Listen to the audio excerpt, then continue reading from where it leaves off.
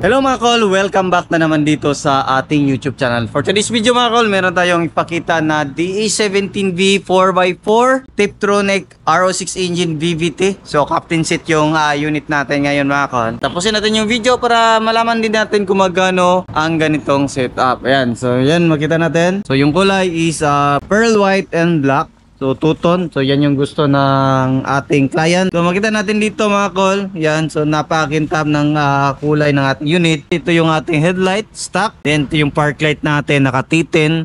Then, ito yung ating signal light. Then, naglagay tayo ng fog lamp dito na merong park light at saka signal light. Then, sa gitna, yan yung angel eye sa fog lamp. Yan. Meron tayong steel bumper dito. Yan yung request ng ating client na design. Then, dito, kinulayan natin ng black para mas maganda siya tingnan sa actual. Ayan, makita din natin dito, naglagay din tayo ng fiber na fender natin. Tapos, naka 13 inches na brand new mags and brand new tire. Naka mud rin. Yung sukat nito is 165 by 80 R13.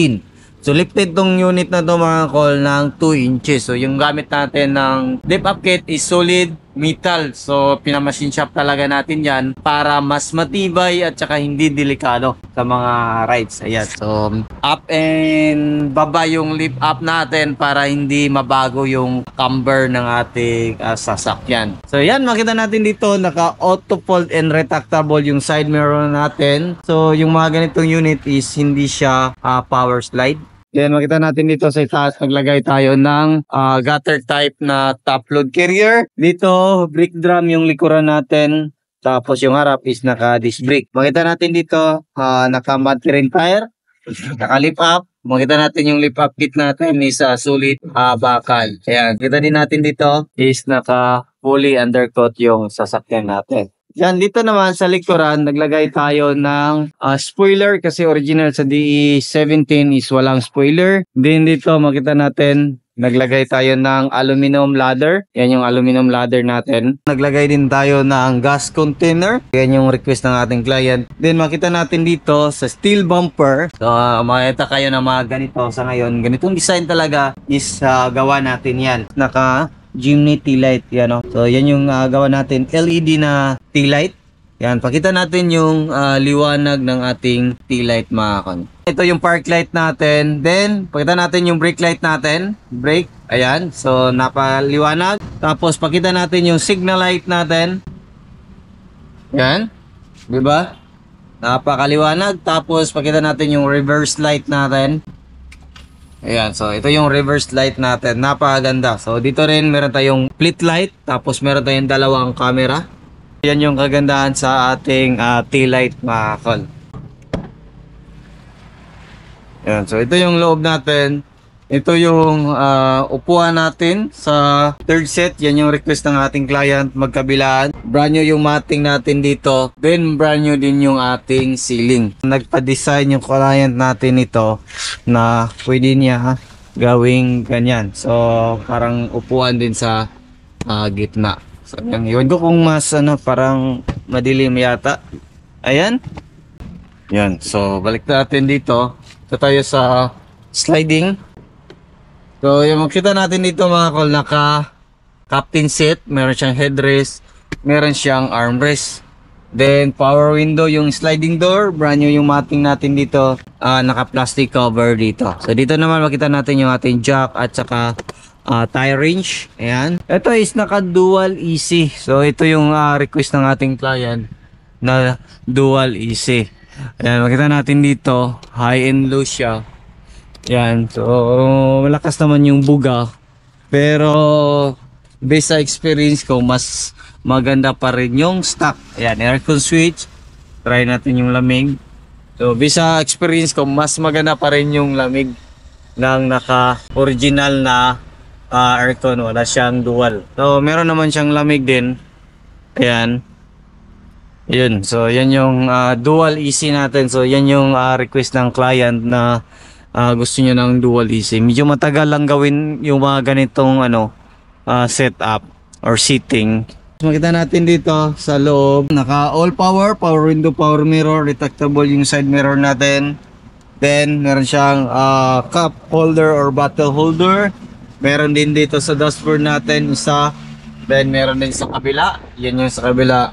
Then makita natin yung steering wheel natin is original. Naglagay din tayo ng steering wheel cover. So ayan, open natin para mas maliwanag yung ating window. Ayan. So makita natin dito, ito yung ating steering wheel. Meron tayong 9 inches Android touchscreen with reverse camera. Meron din tayong dashcam dito mga kol. Ayan. So yan yung kagandahan nito is Tiptronic, pwede manual, pwede automatic. Ito yung automatic mode, then ito yung manual mode. Ayan. So plus and minus lang yan mga kol. Then makita natin dito, meron din tayong lagayan sa itaas. Ayan o. So yan yung lagayan natin dyan. Tapos dito makita natin captain seat, meron siyang headrest, meron siyang handbrake, then dito yung ating extra lagayan. So yan yung mga lagayan natin sa dashboard natin. Yan yung setup natin ngayon. So Tiptronic. So check natin yung makina natin mga kol. Dito naman tayo. So ito yung makina natin mga kol. Yung makina natin is RO6A engine VVT 12 valve 5-speed Tiptronic transmission or EGS. Ito yung ating injector, ito yung ating PCB valve. Dito tayo mag-refill ng engine oil. Ito naman yung ating VVT solenoid, oxygen sensor dalawa. Ito naman yung ating temperature sender, then dito yung ating camshaft sensor. Check naman natin sa kabilang side.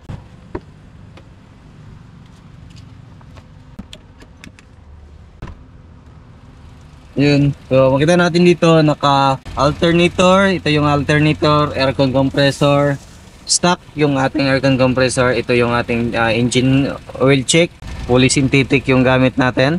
So yan, so throttle body, then ito naman yung ating air filter housing, main fuse box, then yung ating ECU. Then check naman natin yung ating hood.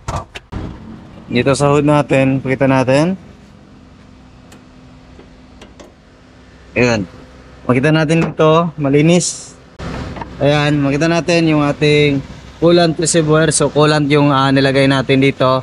Then makita natin dito yung ating brake fluid reservoir.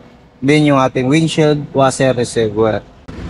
Yan yung setup natin ngayon mga kol. So yung presyo nito mga kol is umabot siya na 469,000 all in. Ayan mga kol. Naka dual aircon, captain seat, 4x4. Tapos naka chimney light. So, sa mga dual aircon, sa masasuggest ko is mas maganda yung hindi dual. Mas maganda yung stock aircon. Mas kampante ako sa mga naka-stock aircon. Napakalamig po ng stock aircon compare sa dual. Ang kagandahan lang sa dual is madaling ma-distribute sa likuran yung lamig.